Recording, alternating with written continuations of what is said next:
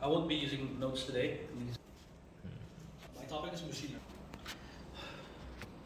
Imagine visiting a famous landmark and you want to take a picture of it. You pull out your phone, you take a picture, and the phone automatically recognizes the landmark. It focuses on it, the light is perfect, and you get a good picture.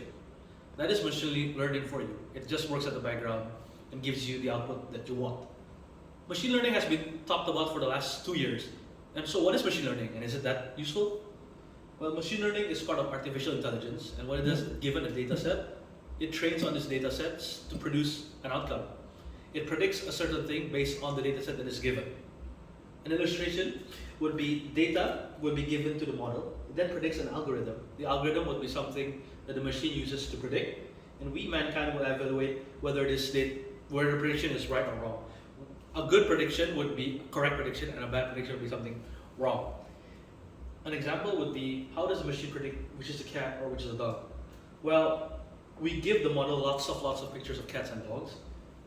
It then creates an algorithm in which it thinks that, oh, this is why this is a cat, and that is why that is a dog. It then predicts a picture, and whether we evaluate it, whether this prediction is right or wrong, that this is a cat or a dog. After lots of training, it will know which is a cat, which is a dog, with like 99% prediction rate. But how about something such more complex, such as the landmark picture we talked about? Focusing a lens isn't that easy. We could move, but the computer needs math evidence behind it. Hence, it doesn't only use one machine learning software. It uses a few, and which is called neural networking. It is when a couple of layers of machine learning softwares are used to predict an outcome. Like I said, they use math, hence they lack sentience. And according to Anya Chakraborty, to back that up, they have 4 important fields, which should be linear algebra, probability, calculus, and algorithm. But machine learning softwares are machine. They don't understand cause and effect. They only know correlation and not causation. Hence, there's one more big drawback it comes with, which is the lack of reproducibility. And according to Michael Grignac, this is really dangerous. According to him, in June 1st, 2021, he says that this would cause safety problems and biases.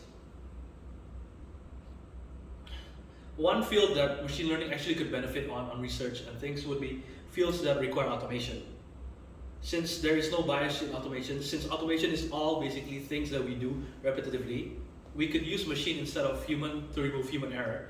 And what makes machine learning great is that it is update free. What does that mean? It means that because machine learning learns from the data, we humans don't have to think on how to improve the machine. The machine improves itself based on the data it's given. How about for us, users? Are there benefits? Well, yeah. It makes us more secure, accessible, and simple on things. For example, email spams. The Gmail automatically says this is a spam and this is not. That uses machine learning. According to Sandu Kamar, it's based on people whom we talk to in our contacts. Irrelevant people will be assumed spam, and relevant will be normal email. But is it just on email? Well, no. According to DataBot, as long as there are sets of rules or things that data set follows, machine learning can automate it. Another example would be Google Maps. We use Google Maps every time.